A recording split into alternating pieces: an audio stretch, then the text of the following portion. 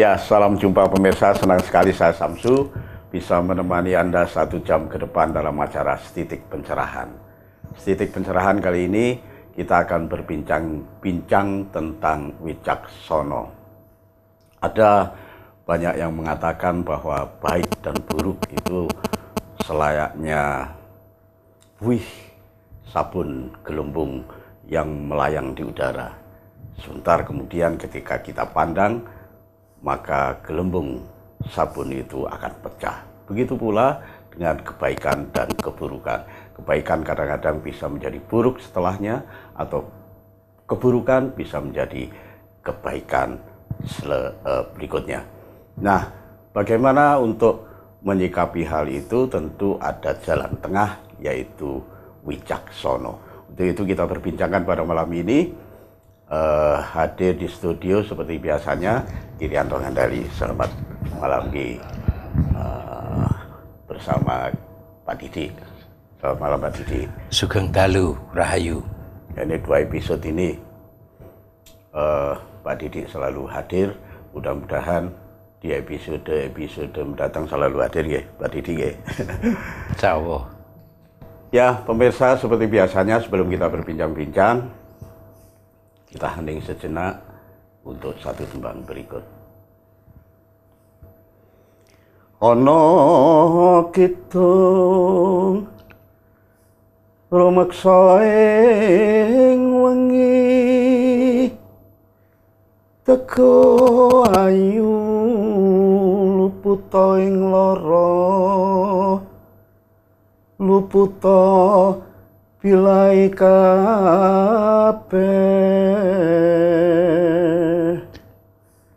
jen setan tatan purun, paneluan tanono wani, miwah panggawe Allah, gunane wong luput, geniat mantirta maling ato tanono ngaramring mami, guna duduk pansirana.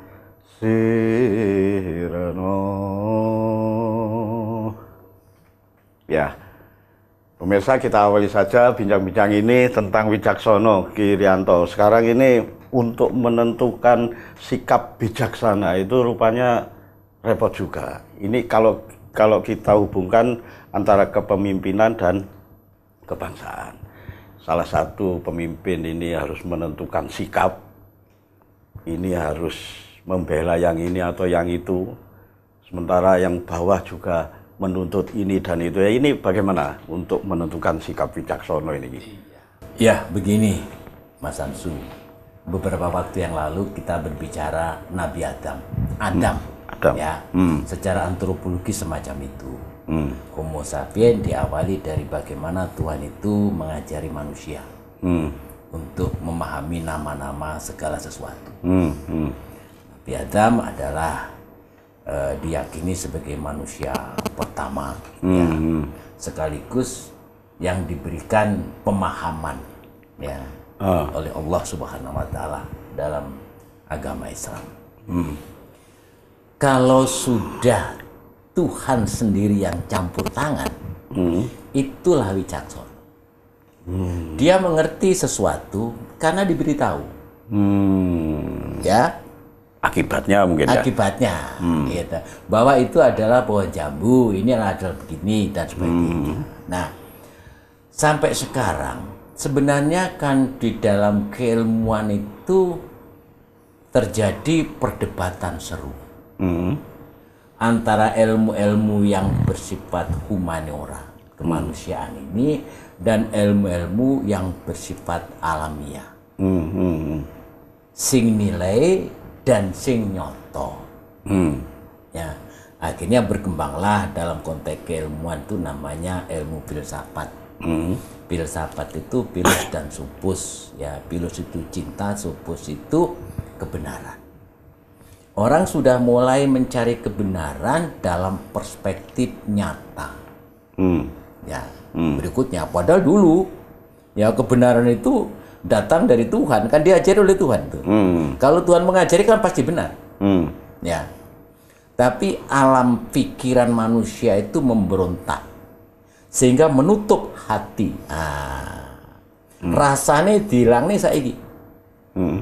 Yang diwujudkan otaknya untuk melihat fenomena. Bagaimana dengan kewicaksanaan? Wicaksono tadi itu harus kita tarik ke belakang lagi. Yang berbicara itu rasa, hati, ya. Karena disitulah manusia itu mendapatkan pemberitaan. Maka ada istilah dalam konteks agama itu ati kuwi papan padunungane Allah. Ya, sehingga apa yang keluar dari ide-ide orang itu menjadi ide besar.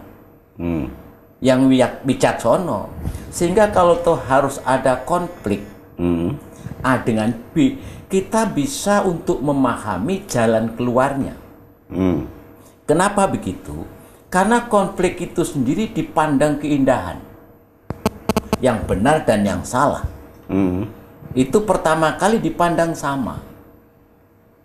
Ya, bahkan surga neraka pun dipandang sama. Kalau ada orang berbicara surga, ada orang berbicara neraka, orang wicaksono tidak dengan serta-merta memandang orang masuk surga dan masuk neraka. Karena apa? Orang wicaksono akan melihat ini sama dulu. Kalau ini sudah sama, itu baru bisa mengeluarkan ide-ide istimewanya. Pada satu saat ada cerita, pada waktu itu namanya Khalil Gibran. Bertanya pada gurunya, guru, manusia sempurna itu seperti apa? Berarti manusia wicaksono. Muridku Khalil Gibran, turunlah kamu ke padang bunga, ke taman bunga. Carilah satu kuntum bunga terindah di taman itu, petik, berikan pada saya guru. Khalil Gibran keliling di taman itu untuk mencari satu kuntum bunga terindah. Beberapa saat dia berkeliling, tiba-tiba dia sudah ada di depan gurunya lagi. Gurunya mengatakan, Khalil, mana satu kuntum bunga terindah di taman bunga itu yang harus kamu petik, kamu serahkan pada aku guru. Khalil Gibran mengatakan, maaf guru, saya belum menemukan bunga tercantik di taman bunga itu. Loh, kenapa begitu? Saya melihat bunga di taman semuanya indah, semuanya cantik, sehingga saya tidak bisa menemukan terindah. Gurunya mengatakan, Khalil, itulah jawaban pertanyaan manusia wicaksono. Ya. Jadi kalau orang masih melihat ini kasunyatan, kenyataan, baik buruk benar salah bahagia celaka itu ada di dunia ini. Tapi apakah orang itu tiba-tiba kalau ada orang bilang, wah itu buruk, wah katut buruk, ini baik, katut baik? Enggak. Orang bijaksana akan dilihat semuanya itu indah dulu. Dia akan bisa melihat ke depannya seperti apa. Nah, sekarang ini yang jadi masalah dalam kehidupannya kan morat-marit ini. Ya, orang sudah dianggap sebagai tokoh masyarakat, masih dengan gampangnya mencaci maki orang, dimasukkan neraka lagi, di forum yang luas lagi. Ini kan harusnya dalam konteks pemberitaan dari langit tadi itu kan memberikan solusi, ya, tanpa menyalahkan secara ekstrim. Yang salah tetap salah, yang benar tetap benar. Tapi dalam konteks wicaksono ini kan jalan teraning kahanan. Mas Samsu, ada surga enggak apabila neraka tidak ada? Enggak ada. Enggak ada. Neraka pun enggak ada kalau surga tidak ada. Itulah orang wicaksono, ngerti Sadurunge winara bahwa Tuhan menciptakan segala sesuatu itu sebenarnya dalam rangka untuk meramaikan dunia. Ingat Mas Samsu ya, pada waktu malaikat, pada waktu Tuhan, ini dalam konteks agama. Pada waktu Tuhan mau menciptakan makhluk baru namanya manusia kita itu. Kurang apa malaikat? Selalu bersujud, ya, menjalankan perintah-perintah kemuliaan Tuhan. Ya, setelah itu membuat namanya iblis, ya, yang selalu singlar, sok angger-anggerin bebener. Ada dua kutub. Yang satu selalu benar, yang satu selalu salah. Allah tidak puas dengan itu. Diciptakanlah manusia. Untuk apa? Untuk wicaksana. Untuk wicaksana. Iya, gitu. Ya toh? Berarti kelahiran manusia itu bijaksana. Untuk bijaksana. Gitu loh. Ya. Nah, terlepas sekarang seperti apa kondisinya, monggo. Menjadi tidak bijaksana karena hitung-hitungannya angka. 1 tambah 1 harus 2. Apakah tidak boleh 3? Boleh. Mestinya dalam konteks bijaksana. Karena apa? Orang bijaksana tahu di antara satu itu masih ada satu lagi yang tidak tampak. Dihitung oleh dia. Sering saya katakan laki-laki 1 di kegelapan malam beserta dengan perempuan 1, maka yang ketiga adalah setan. Setannya. Ya. Nah, kalau sudah ada 3, bagaimana jalan keluarnya apabila dibandingkan hanya 2? Beda. Yang dihilangkan yang mana 3 ini? Apakah laki-lakinya, apakah perempuannya, apakah setannya? Kan begitu. Ya. Jadi konsep sekarang itu kenapa wicaksana itu menjadi berkurang. Manusia yang diciptakan oleh Tuhan sebagai pemimpin di bumi. Pemimpin loh. Mulai pilihannya Gusti Allah pemimpin mesti kan wicaksana tuh. Masa salah? Iya. Ya. Nah, karena orang sekarang itu banyak berbicara ilmiah. Ya. Filsafat mencari kebenaran dasarnya ilmiah. Padahal konsep ilmiah itu kan konsep kira-kira. Gitu. Oh, papan sing ning gunung kuwi mesti adem. Contohnya batu. Oh, sing ning Bogor kono ya ning gunung ya adem. Oh, ning kono gunung ya adem. Lek ngono kabeh gunung ya adem. Ya. Apa iya? Ya engko dhisik. Kira-kira. Iso salah, iso bener. Tapi kalau berbicara filsafat dalam konteks metafisika tadi, dia bisa untuk menentukan itu adem kayak panas, kayak panas, ya. Sehingga kebenaran itu betul-betul kebenaran yang hakiki, bukan kebenaran yang kira-kira. Karena kebenaran kira-kira itu bisa jadi keliru dalam memilih untuk menjadikan sesuatu yang benar. Orang bijaksana akan tidak melihat ini, tidak melihat ini, tapi melihat ke depan itu ini loh. Ya, kita tunda dulu perbincangan kita malam ini. Pemirsa jangan kemana-mana, tetap di Titik Pencerahan.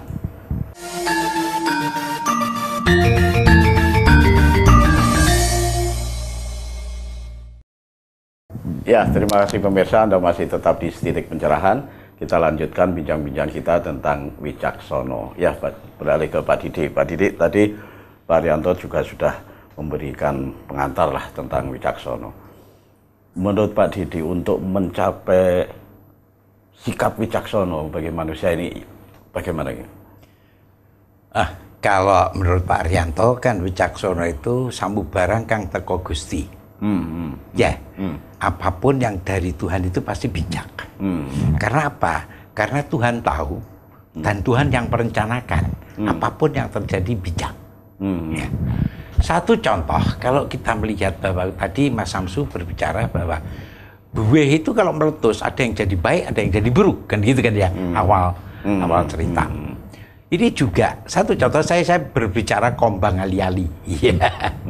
Ini orang berguru pada Drono. Tapi karena dia ini pidak pedaraan, orang-orang hutan, orang apa, walaupun jagoan tidak dianggap. Sama siapa ini? Drono.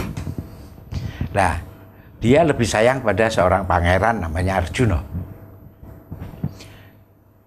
Terus Kombang Ali-Ali ini dihapusi. sehingga dia nggak bisa manah dengan baik. Ya. Drona melakukan itu hanya berpikir dengan persepsinya, ya, bahwa iki kok muridku kalah. Itu kebijaksanaan versi Drona. Terus ada lagi, saat mau perang Baratayuda, si Krishna meminta Baladewa, ya,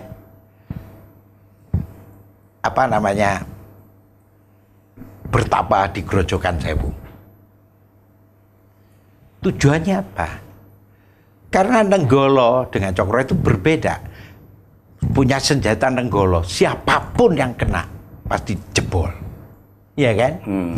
Lah, kalau siapapun yang kena pasti jebol, sementara ini dia itu sayang sama Misanane, yang satu sayang sama dulure IP, kan gitu kan ya. Ini disingkirke karo Krishna. Dua kebijaksanaan. Yang satu karena ada pamrih, itu juga bijaksana. Pamrih karena muridku ben dadi, ben menang. Nah, satu untuk menjaga keselamatan banyak orang. Krishna melakukan itu ya karena dia visioner. Krishna duwe kocolopian. Jadi kebijaksanaannya si Krishna ini ya karena dia punya visi yang bagus ya ke depan. Iki lek gak wiki celoko kabeh iki. Sing menang sing ini gak enek, gak jelas. Makanya ya wis ben ireng putih ben tarung. Ya kan? Lah ini berpikir bahwa jantrane ngurip ki ya kudu enek ya, resik keseimbangan antara ireng dan putih. Bertarung. Ya. Bukan menang kalahnya. Tapi ngugemi ya, ngugemi darmane menungso, ngugemi ideologinya manusia di dalam mencapai sesuatu. Satu mempertahankan ini, yang satu merebut ini, merebut kerajaan, yang satu mempertahankan kerajaan. Yang satu merasa ini miliknya, yang satu karena saya yang hormati, sehingga bertarung. Tapi Krishna sebagai dalang, ya toh, dia punya visi. Iki kudu enek sing kalah, enek sing menang. Apapun yang dilakukan Krishna itu wicaksana. Baik itu ngapusi. Contoh deh, iki lek tarung tenan kalah loh.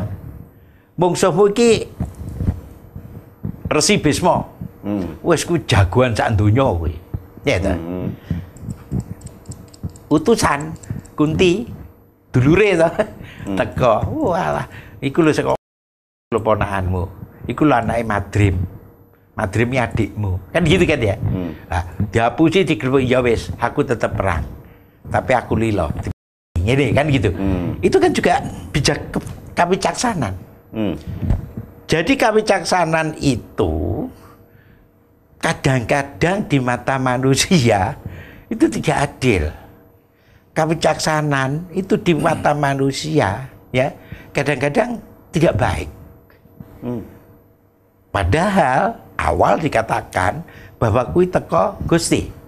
Nah, kawicaksanan sing teko Gusti kuwi nganggo mamayu hayuning bawana.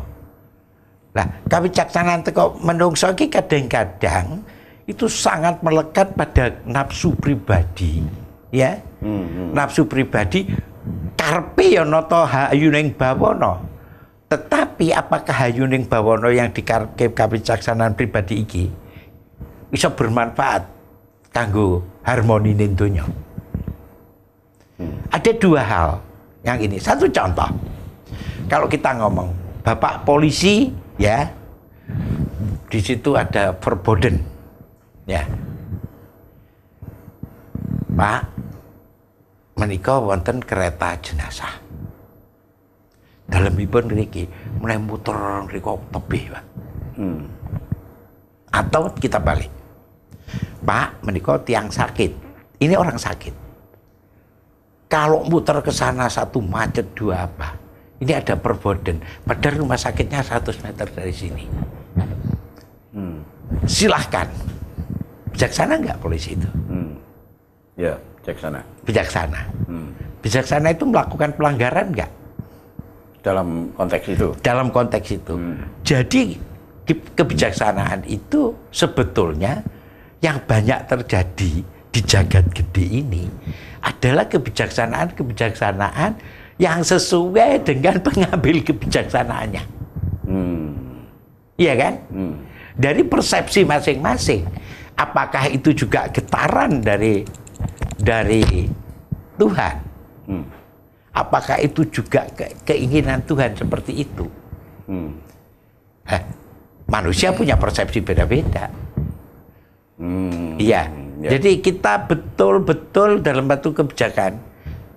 Kalau saya pribadi hanya berpikir kalau itu manfaat, ya, bisa karya naktia sing sasomo dilakukan tanpa harus menyakiti yang lain, walaupun itu ada satu pelanggaran komitmen terhadap itu tanpa menyakiti dan semua orang sarujuk itu dilanggar, bijaksana. Ada satu kata-kata hukum, solus populi supreme lex esto. Negara boleh melanggar seluruh aturan untuk menyelamatkan negara itu. Pemerintah boleh melanggar seluruh aturan untuk menyelamatkan sebuah negara. Bijaksana enggak? Melanggar peraturan bijaksana. Tetapi kan demi keamanan luar itu ada kebijaksanaan. Ini dudu Joko jagat cilik, tetapi dari jagat gede sumrambai menungso nek ana panguripan padinan. Iki lek gak sakmene korbane, tapi lek tak lakoni aku nglanggar iki. Lah ngono ta. Nah, kira-kira seperti itulah. Nah, sekarang penempatan diri pada kebijaksanaan yaitu tadi persepsi masing-masing. Persepsi. Menurut saya, kalau beliau kan sangat di luar konteks apa namanya jagat gede, dari jagat ini. Refleksinya ke jagat gede lek kayak iso mlaku terus piye? Iya kan? Walaupun Anda visioner antara hati sama perbuatan, sok-sok kan harus bertentangan. Ikai mungsuh, tapi delongen wonge apik, delget ini. Ganti kebijaksanaan gak tak tembak. Jadi bijaksana ora? Nah ini seperti itu, Pak. Ya, Kirianto, bagaimana penjelasan? Tapi tetap dengan beningnya hati. Kerakyatan yang dipimpin oleh hikmat kebijaksanaan dalam permusawaratan perwakilan. Jadi di situ ada kata-kata Kebijakan. kerakyatan apa? Kerakyatan Yang dipimpin oleh hikmah. Membawa hikmah kebijaksanaan itu. Ya. Jadi orang yang musyawarah itu wakil-wakil kita, itu wakil-wakil sing betul-betul terpilih. Idealnya begitu. Ideal. Ya, seperti itu. Sekarang itu calon-calon anggota DPR itu idealnya ya dalam konteks yang saya bicarakan tadi itu, dia itu adalah orang-orang yang selalu mendapat inspirasi datang dari Tuhan. Terus dimusyawarah nih. Ya, ini Mas Samsu, saya ingat kalau bijaksana. Bung Karno meninggal. Kalau saya mengatakan Bung Karno gugur, wah sadis ini. Ya. Ibunda Bung Karno, ya, pernah mengatakan, namanya Bung Karno itu kecilnya kan Kusno. Ya, terus Karno, terus Soekarno. Ya, toh. Di dalam pemikiran ibunda pada waktu itu, selirane besok sing dadi Bas Soekarno. Loh, bijaksana dia ibunda itu. Yang mana? Karena dia tahu ke depan Bung Karno akan seperti apa. Nanti bebanten yang projo. Bebanten Bung Karno itu. Ya, gugur di medan laga Bas Soekarno itu. Untuk apa? Untuk kemuliaan bangsanya, untuk kemuliaan Pandawa. Jadi kalau mengingat kebijaksanaan hatinya ibunda, ya seperti itulah Bung Karno ke depannya. Sehingga kalau ada orang menangis, meraung-raung Bung Karno semacam itu, saya pribadi bangga. Karena kata-kata ibunda terjadi. Dan kata-kata ibunda ngerti sadurunge winara. Itu itulah itu bijaksana. salah satu contoh. Itu ibunda itu bijaksana. Sama halnya kalau dalam agama, agama Islam ya. Pada waktu baginda Rasul ke satu desa bersama sahabat, Rasul mengatakan, sahabat, besok bakal ono perang gede ono kini. Belum perang kan? Ya. Ya, Ya, kan? perang gedenya bagaimana ini nanti tentu di segmen berikutnya. Pemirsa, jangan kemana-mana, tetap di Titik Pencerahan.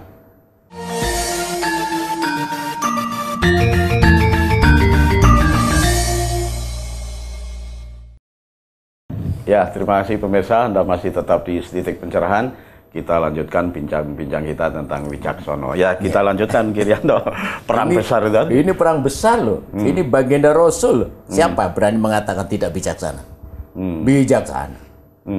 Apapun yang dikerjakan itu sebagai contoh. Ya. Nah, pada waktu itu sahabat rupa-rupanya kan acuh saja. Masa di sini ada perang besar? Bukannya di desa. Periode berikutnya terjadi namanya perang Badar, ya, dalam sejarah itu. Inilah bijaksana. Wong kang ngerti sadurunge winara. Nah, yang jadi masalah Mas Samsu dalam konteks bijaksana itu ada orang-orang yang rupanya ditakdirkan bukan menjadi si Kresna tadi, ya. Ditakdirkan katakanlah sebagai satria, karena si Kresna itu tingkatannya kan tingkatan Wicaksono Brahmono lah, Demo. penasihat, mengerti kapan kau jadi ini, kapan kau jadi ini.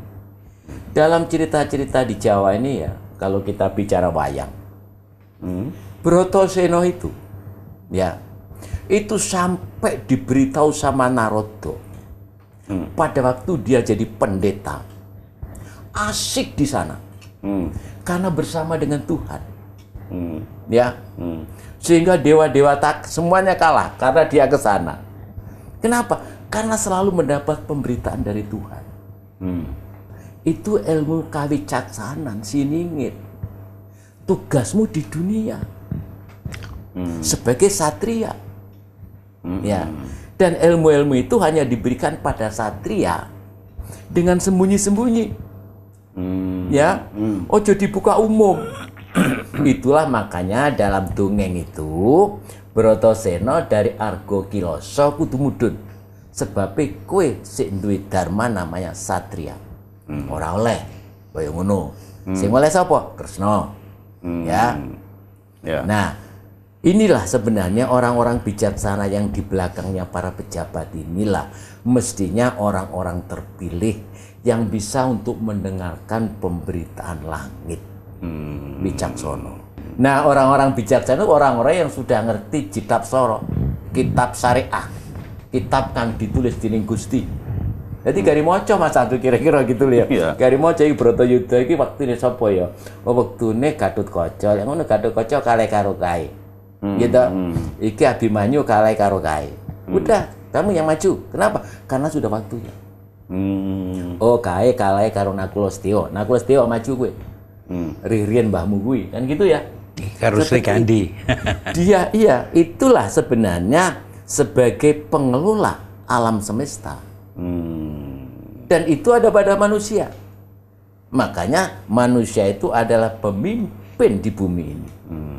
Mimpin. Yang mestinya Wicaksono. Wicaksono. Karena manusia diciptakan bermacam-macam, ada jadi tetap di belakangnya harus ada Brahmana. Kalau sekarang katakanlah para ulama, ning ulama sing bener, ya, ulama yang memayu hayuning bawana, dudu memayu hayuning badan priyangga. Nah, iki repot nek ngono ta. Ya. Pak Didik mungkin ada. Iya. Sebetulnya saya balik lagi. Orang Jawa itu kalau jadi pemimpin, pertama kali itu mesti sumbendi marang Gusti. Kalau begitu dilantik semedi. Makanya di dalam Astabratanya Gajah Mada itu berbunyi. Saya bicara Astabrata lagi, Mas. Tapi kalau yang tadi itu Pamoso, yang ini Gajah Mada. Awal itu tatwo. Artinya manembah marang Gusti. Kedua leadership, kepemimpinan. Ing harsa sung tulodo, ing madya maun karsa tutuli handayani. Ya. Ketiga, itu harus hambek adil paramarto. Mengerti apa prioritasnya. Ya. Keempat, geminastiti hati-hati. Ya. Artinya harus efisien melakukan sesuatu tindakan. Itu ojo sampai lek saiki beras kok ecer-ecer, saiki ojo nandur kopi, ojo aduh, satu saat Anda butuh. Jadi mulai sekarang ada kebijakan pangan, mulai sekarang ojo dikuras entek barang bumimu. Terus 5 ya, mari geminasi hati-hati, kudu satyo. Darmaning dia jadi pemimpin, darmaning dia jadi menungso, ya, dia harus satyo, loyal pada apa yang diugemi, pada janji yang dipegang. Terus berikutnya adalah legowo. Ya, setelah itu legowo. Pada saat orang harus legowo, ya sudah, apapun yang dilakukan dia ikhlas, ojo njaluk imbal balik. Jangan ada vested interest daripada tindakan yang dilakukan. Itu wicak. Yang terakhir kudu prasaja. Lek wong wis prasaja karo tatwa, mungkin orang kemungsu ngumpulke donya, radyanya kuwasa, tidak ada ten power to corrupt, tidak ada keinginan untuk berkorupsi, tidak ada keinginan untuk nang-nang di. Nah, jadi terakhir itu kenapa harus prasaja? Lek wis kok lakoni kabeh ya kowe kudu prasaja. Itu loh. Jadi orang itu ya tetaplah kalau dipilah-pilah itu ya bahwa ini harus pertama kali ya pemimpin ya kudu manembah untuk melakukan awal gerakannya. Terus kedua ya leadership kudu iso ngkei contoh. Ya toh, terus iso nyerateni anak buahe. Lek dia diburi, ya kudu iso mau berkontribusi dan mendukung segala gerakan. Setelah itu ambek adil paramarto. Jadi ada prioritas. Ojo kuwabeh ditangani morat marit. Tapi kudu adil. Saiki wayahe apa? Sekarang waktunya apa? Yang persoalan yang paling berat apa? Ya. Lah makane pemimpin kudu duwe sifat bayu, mlebu neng ndi. Lah lagi digerakkan dengan energi yang ada, sifat surya. Terus setelah itu membuat kebijaksanaan, sifat yang condro, dan seterusnya dan seterusnya. Kalau ada kritik, ada apa? Ya kudu sifat yang samudra, kan gitu kan? Dan kalau semuanya ini tetap kudu beneh, kudu weh-weh, kudu enek noto rakyatku sing dikaliren, sing di kudu ada satu keseimbangan gitu. Itu sifat yang bumi. Itulah yang harus dilakukan pemimpin. Kalau itu dilakukan barangkali untuk konteks pemimpin itulah wicaksana. Berarti sekarang ini sangat diperlukan, Girianto. Dari dulu. Dari dulu. Dari dulu. Sang Buddha Gautama itu dia nikmat lah di Taman Lumbini itu. Karena ada anak seorang raja. Ya. Akhirnya kerentek yang hati, dia harus keluar dari taman, dari istana. Dia menemukan ada orang sakit, Wong miskin. Akhirnya dia berusaha untuk bagaimana ya untuk menyelesaikan orang sakit semacam ini. Ya, kenapa kok bisa sakit? Artinya beliau berusaha untuk menemukan jalan keluar. Ketemu dengan orang yang tua. Ya, ternyata orang itu begini ya, cokro manggilingannya. Bagaimana ya mengatasi tua itu? Kira-kira gitulah ya. Berikutnya dia tahu ada orang meninggal. Ya. Obatnya apa ya meninggal ini? Ya. Artinya beliau berusaha untuk menemukan jawaban itu. Ya, jawaban. Disinilah sebenarnya akhirnya dia ikut masuk ke dalam hutan bersemedi itu sehingga mendapatkan pemberitaan dari langit. Lah pemberitaan itulah yang menyebabkan Sang Buddha Gautama itu menjadi wicaksana, ngerti satu winara. Hampir semua tokoh-tokoh besar dalam Islam, Nabi Muhammad, kenapa disebut Muhammad? Muhammad itu kan artinya budi luhur. Manusia pilihan yang memiliki budi. Budi itu akal, luhur itu kesempurnaan. Ya, budi luhur ya, seperti itu. Maka ada tokoh yang dengan guyon mengatakan sebenarnya kehidupan itu berawal dan berakhir dengan kepasrahan. Berawal dan berakhir dengan kepasrahan. Nanti kita berbincangkan di segmen berikutnya. Pemirsa, jangan kemana-mana, tetap di Titik Pencerahan.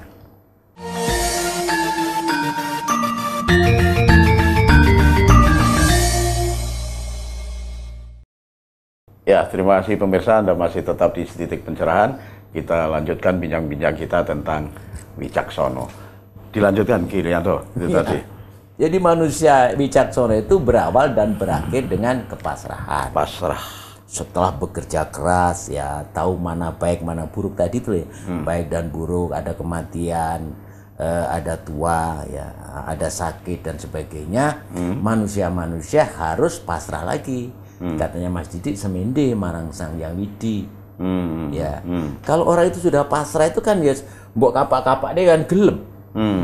Nah, kalau sudah mbok kapak-kapak dia gelem, iku mestinya kan kepasrahan tadi akan yang kita pasrai tadi itu kan ya welas asih. Pun jenengan napa-napa akan purun kula. Nah, sudah tidak ada harganya lagi. Ya toh. Lah orang-orang yang sudah tidak punya harga itulah sebenarnya di depan Sang Khalik itu menjadi sangat berharga. Akan diisi dia. Oh iya lek kowe kaya ngono, kowe kudu manut karo aku. Orang itu kalau pasrah kan manut. Kowe tak kei iki. Istilah wong Jawa kan kewahyon. Ya, diturunkan sesuatu untuk konteks memayu hayuning bawono. Jadi kalau sekarang itu apa orang menganggap bahwa yang benar itu saya. Lewat sini, ini benar lewat sini. Orang Jawa enggak. Orang Jawa itu kuncinya yang diraih adalah kepasrahan. Jalan yang ditempuh silakan. Ya. Kepercayaan apa saja. Asalkan berakhir pada kepasrahan, karena pertama kali Anda turun ke dunia itu atas dasar kepasrahan. Ditempatkan dimanapun mau. Mas Samsu dari Gua Garbani Ibu. Saya dari Gua Garbani Ibu. Mas Didik dari Gua Garbani Ibu. Apakah kita pernah protes? Enggak, udah pasrah. Kita kembalikan lagi. Monggo, saat menika kados pundi. Inilah manusia bijaksana, wicaksono, ngerti sadurunge winarah krana pasrah. Bagaimana Pak Didik pasrah ini? Ya, panjenengan mesti orang Jawa itu selalu berpikir positif. Sesuatu yang pasti itu hanya lahir dan mati. Karena pikiran positif orang Jawa selalu berbicara, kalau yang Islam ngomong jannati. Artinya setiap orang di surga. Tapi kalau yang Jawa benar-benar sampun kundur datang zaman kelanggengan. Artinya yang akan dicapai itu. Nah, terus di dalam zaman kelanggengan ini kudu dicapai dengan apa? Kudu dicapai dengan apa? Jadi dia visinya itu cuma satu. Dia pingin hidup langgeng. Ada yang dicapai dengan bertapa, menghilangkan unsur materi yang ada di tubuhnya sehingga dia bisa moksa, ya kan? Ada yang hilang bersama-sama, tapi dia akan pulang ke zaman kelanggengan. Artinya mulih, orang yisih lan ngalih, kan gitu kan ya. Nah, itu kebijaksana. Ora enek neraka, ora enek swarga. Seandainya ini orang Jawa hanya melihat jannat dari ini. Hanya jannah saja yang dilihat. Hanya surga. Lah, untuk mencapai itu, ya kudu mbak becik. Lah, tumindak becik itu ya syukur lek enek tenan. Lek ora enek ya aku tumindak becik. Itu orang Jawa. Makanya engkang sampun kundur datang zaman kelanggengan. Utawa jennate Pak Sopo, jennate Bu Sopo. Itu wicaksana loh itu. Bahwa setiap orang udah harus ke sana.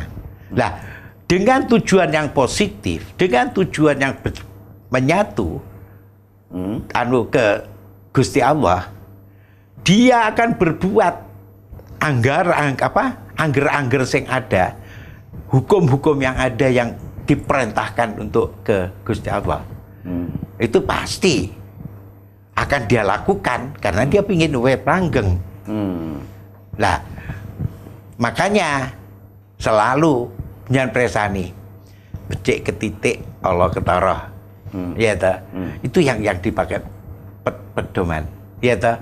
Yen kowe ora gelem dijiwit orang, wong aja njiwit. Itu satu sederhana, tetapi itulah tumindak wong Jawa untuk tumindak becik. Dadi lek arep tumindak elek, engko lak konangan. Serapi-rapi Anda membungkus barang busuk, suatu saat akan berbau juga. Ya kan? Tapi kalau Anda tidak pernah menyakiti orang, penuh cinta kasih, ya, perlu sesuatu yang baik ke orang, dia percaya kalau itu akan tumbus. Sampai enek nguduh woing pakarti. Itu ya. Jadi jarang orang Jawa itu ngesotke sesuatu, ya. Ngesotke ngesotke coba. Ngutuk ya. Memberikan kutuk itu jarang sebetulnya. Selalu ndongake. Selalu ndongake. Lah untuk menenangkan dirinya supaya dia ini tidak punya nafsu yang dahsyat.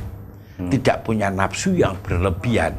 Dengan bijaksana, orang Jawa selalu ojo kagetan, ojo gumunan. Ya toh, lek wis kabeh iki, lek wis duit panguwasa ojo dumeh. Itu tegese kan pengendalian diri supaya tumindak becik. Artinya ini dalam konteks menuju zaman kelanggengan. Konteks engko lek diarani jenate. Ojo wah iki ya aja sampai ngono lah. Gitu. Ya. Ini dia punya konteks apa tadi itu kebijaksanaan yaitu visionernya orang Jawa itu di sana. Iya kan? Selalu apapun yang dilakukan tumuju satu, ya, menjaga keseimbangan, dan kedua menuju zaman kelanggengan. Itu cara-caranya. Ya, hikmah tadi. Hikmahnya dari itu. Ya, Kirianto, ini terakhir Kirianto, pasrah terus ngalah. Ini bagaimana Kirianto? Sejatine Kang Mangkono. Ini ada panggonnya, diteruskan Pak Us Kirianto. antuk nugrahaning yang idi bali alame ngasuwung tan karem karamean ingkang sifat bisesa winisesa wus milih mulanira mulane wong anom sami. Kirianto ini bisa saja jawab dengan satu tembang. Monggo Kirianto. Jadi orang wicaksono itu orang yang sudah suwung.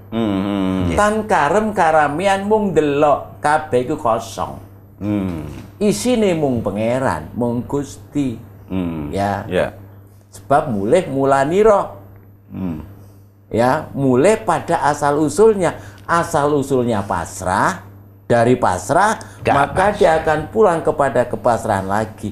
Itulah anak cucuku. Tirwen kira-kira gitu loh ya. Innalillahi wa inna ilaihi. Nah, konsep kerja semacam itu. Makanya orang wicaksono itu sebenarnya sudah tan kengguh saking pekewo. Dia tidak goyah oleh ombak dunia ini. Dia tahu bahwa kalau di sana ada pemberontakan nanti jadinya begini loh. Ya, maka kita bisa menyarankan hendaknya kamu begini. Ya, inilah orang-orang bijaksana dalam pemahaman budaya Jawa. Dia tidak melihat surga itu tempat kesengsaraan, dia juga tidak melihat surga itu sebagai tempat kemuliaan, karena dua-duanya adalah suwung. Itu puncaknya berarti bisa. Ya, suwung sudah nggak ada. Ya, artinya yang ada hanya Sang Hyang Widi tadi itu. Hanya Allah Subhanahu wa taala, hanya Tuhan yang Maha Kuasa. Makanya Mas Samsu, ini sesuatu yang sensitif ya. Kadang-kadang ada istilah-istilah yang jadi kontroversi ya, konsep manunggaling kawula Gusti. Wahdatul wujud dan wahdatul zuhud. Yang dua-duanya itu jadi pemikiran keras sampai hari ini. Aku iku pangejo antaing Gusti, opo aku iku pangejo antaing percikan sifat kaindahaning Gusti. Itu yang perlu dicari ya. Iya ya, itu yang diperdebatkan oleh manusia dalam rangka untuk mencapai kawicaksanaan tadi, gitu loh. Makanya Mas Samsu, saya, Mas Didi, ini sebenarnya hidup itu kan karena percikan sifat-sifat kemuliaan Tuhan yang disebut dengan ruh.